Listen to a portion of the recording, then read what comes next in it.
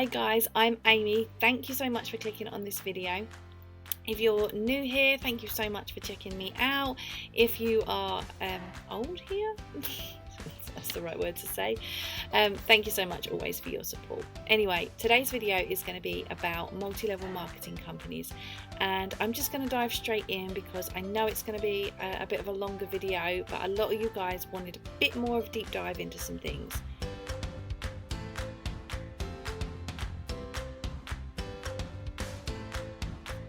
Today's video is going to be about my story predominantly, but there is going to be so much within that we are going to pick apart and unpack at later points, because I don't intend for this to just be one video. So I want to share my story today, and that's going to take a little time too. So thank you for watching, but let's get started. So I think the important thing is to first start with what is an MLM. So MLMs are multi-level marketing companies, and they also go by names such as network marketing, social selling, direct selling is another one, direct sales. There's tons of things. Some even call themselves influencers, but they are those companies that people are independent distributors, and they sell products or services, and they also recruit people to do the same. You know what I'm talking about. You know the kind of company I'm referring to. They are extremely predatory in their nature. They prey on women, mothers, predominantly, prey on vulnerable communities, vulnerable people, and they are just rotten. They are rotten from the top down.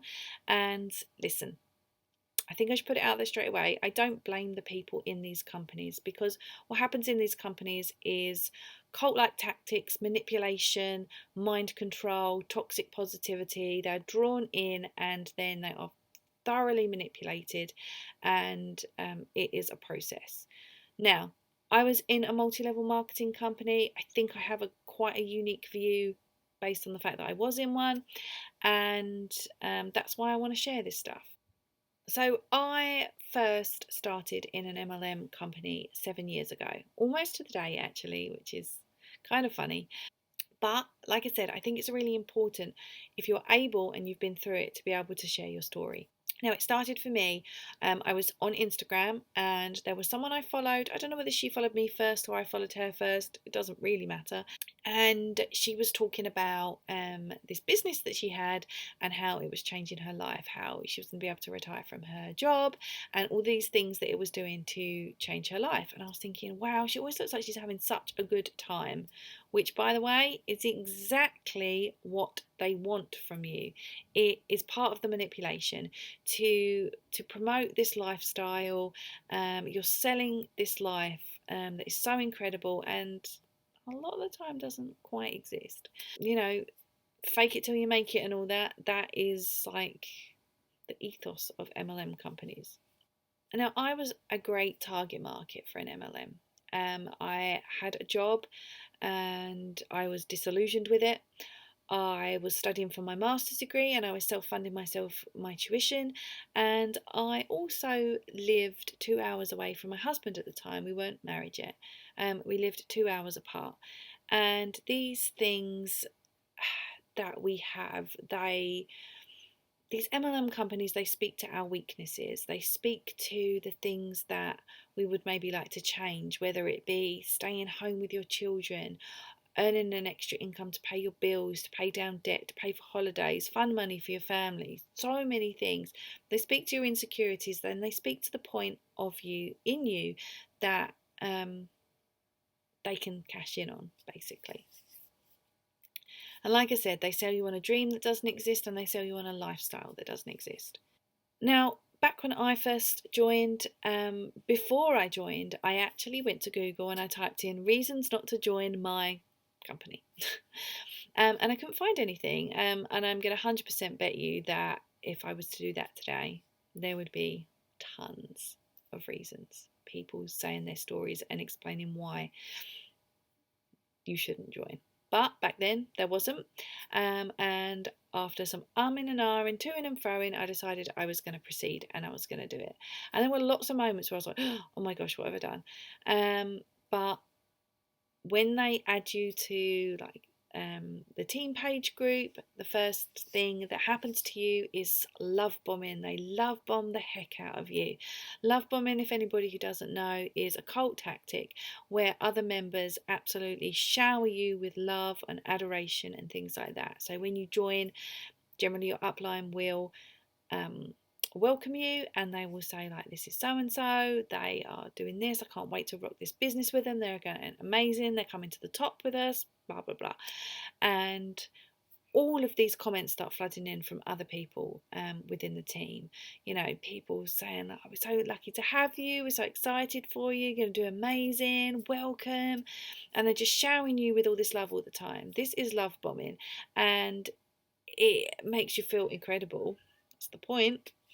And it also is there to keep you in the cult.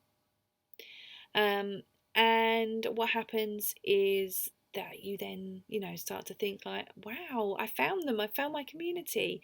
We live in a world that can be so disconnected sometimes, and actually, what we actually find is that within an MLM, it feels like we've got this community. And you will hear people say like, oh my god, I'm surrounded by the most amazing women, because it's predominantly women, the other like-minded women, they support my dreams, they support my goals. I've never had such an amazing community around me. Listen, I don't want to burst anyone's bubble, but ultimately it is all fake. It's not fake at the time, but should you decide to leave your MLM, which you inevitably will, because you will inevitably realize that you are not making money, because the FTC states that 99.6% of people will either not make or lose money, which leaves 0.4% of people that will actually be successful in an MLM. So, with that in mind, at some point, if you're part of the 99.6%, which, let's be honest, the odds are significantly weighed in that favour, you're not going to stay around forever. And in those situations, if the people that are your community are still in the MLM, they're just going to block you out. It's just the way it goes. I've seen it time and time again. Happened to me, has happened to a lot of people I know that are in MLMs as well. The only friends I have that were in the MLM with me are people who have left. Everybody else blocked me, or, unfollowed me, unfriended me, because you're told to do these things. They can't have people on the outside infiltrating anymore. It's a cult. And that's because, once you're through the other side, you can see it for what it is. And it's the same when there are people who are on the outside who are maybe suspicious of it, or, not supportive of it. MLMs will tell you that, those people are toxic, those people are negative, and you need to get rid of them out of your life. And all it is just cultivating this environment where everybody thinks the same. It's a cult. And so when you've got that, what you've got is that everybody is sort of thinking the same, believing the same, and it keeps people loyal to it. So what happens within an MLM is, there is a lot of training to help you do what you need to do to make someone else money ultimately, and that's what happens. The 99.6% are making the money for the 0.4%. You are their paycheck.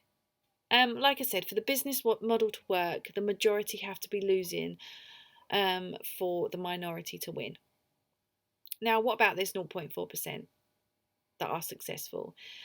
I don't believe success is taking advantage of people lower down in the chain, or the people that you recruit. Now, to what extent do you know that that is the case? There's a lot of training that goes on in MLMs because they're cults. So I would say for many, maybe they don't realise the extent of what they're doing. And when I say for many, I mean those in the 99.6%. I think the 0.4% are very aware of what they're doing, and are very aware of how they win. So what made me decide to leave? For a long time, I felt like there was something amiss. Something wasn't adding up. When I had my daughter 3 years ago, there's always this pressure, I guess, that you can work anytime, anywhere. I mean, you have to work all the time in all the places, otherwise you're just never going to be successful. I mean, you're going to be successful anyway because the odds are severely stacked against you, and even if you were in the 0.4% that was successful, then you're doing it by manipulating others. Nobody wins in the 0.4% because they probably become quite soulless anyway. I asked a very innocent question on one of our team's pages to one of the 0.4%, asking that when you've got a small baby, because I had a newborn at the time, I think she's probably maybe about 8 weeks old,